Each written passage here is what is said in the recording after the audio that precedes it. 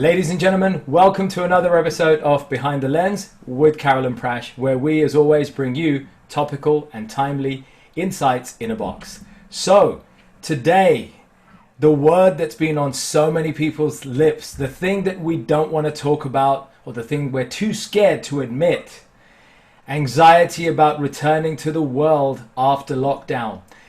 Raise your hands if you are one of those leaders or professionals or business owners who feels some degree of anxiety or who knows people who have this. As we move out of the lockdown, as we ease our way back in, there are a plethora of emotional roller coaster moments coming up for people in a way to try to figure out how they're going to navigate that journey back into the workplace, with their families, at home, and every other scenario you can think of. Well, that's what we want to touch on today. Carole, what do you have here?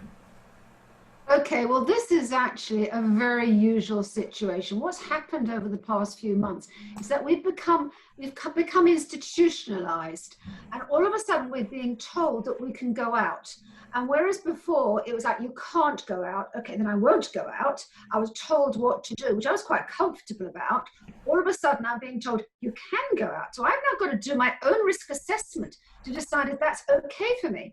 A lot of people, Prash, are feeling extremely nervous and have actually lost confidence in themselves, really lost confidence in themselves, particularly sometimes the older generation. And there seems to be now this generation gap. So you've got younger people going out, not too concerned about whether they wear masks or they don't wear masks or wear gloves.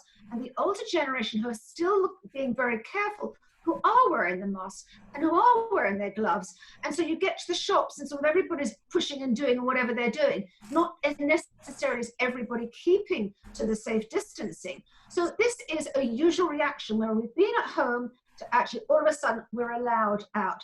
And yes, all of it, then we get to the point where our routines have changed, routine, and I'm quite comfortable in my new routine. And then I'm told, oh, come on, you can change. And I'm not sure I want to do that.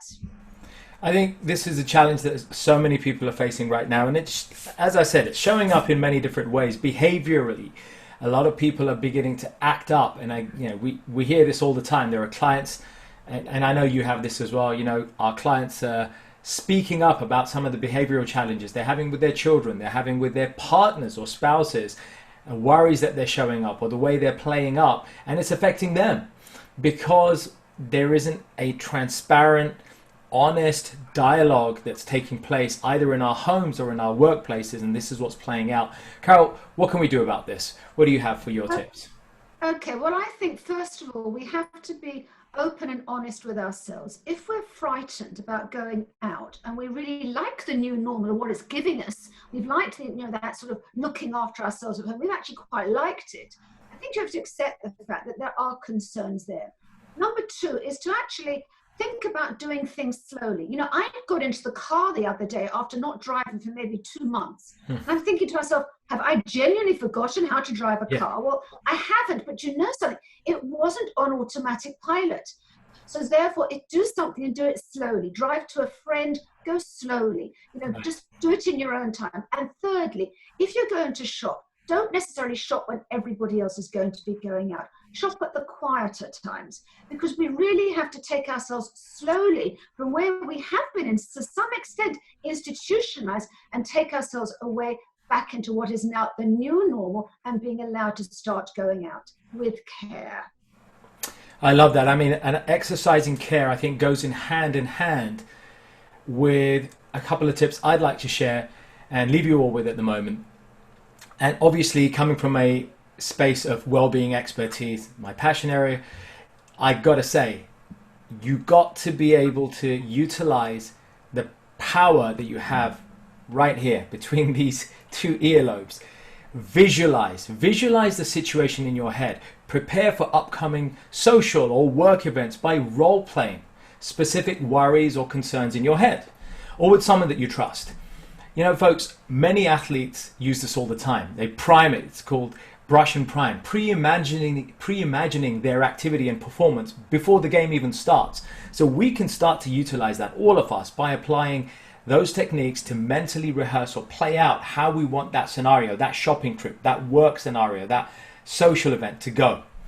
Secondly, apply thought reversal. Thought reversal is a powerful tool to be applied to use as an antidote to anxiety-provoking situations. So let me give you an example. If you're going on an outing, maybe around with new people, instead of automatically thinking these people won't like me, they might make fun of me, I don't know how I'm going to be in front of these people, just reverse that into, hey, you know what? I've been stuck with these people. I've been stuck inside for months.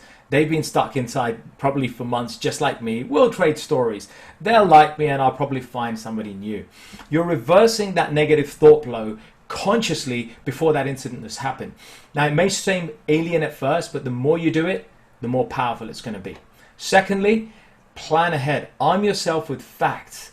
Getting those facts up front, getting clued up about the safety measures that you're going to be able to use, and preparing ahead for that event or place that you're going to go will boost your confidence and reduce anxiety.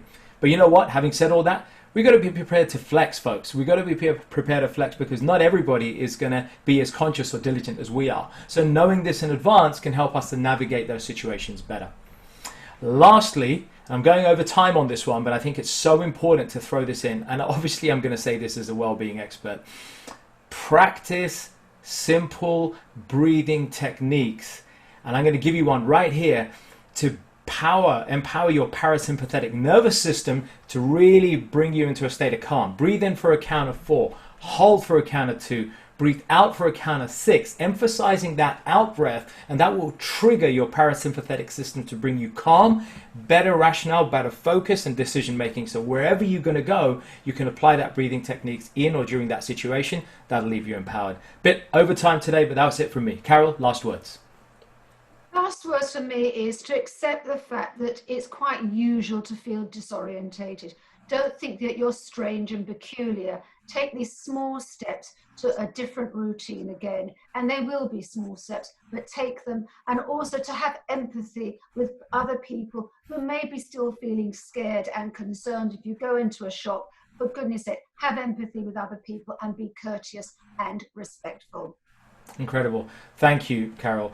Folks, as always, this is an open dialogue and your views count, your tips count. So whenever you get a moment, feel free to leave your comments and ideas right here. Of course, share this with people who you know could value this information, these tips, and add to this narrative. And I think together, if we do this, I'm sure, and Carole will agree, we'll be able to really help empower people right now and during the coming weeks where it's needed the most. That's it from me. Bye for now. Bye for now.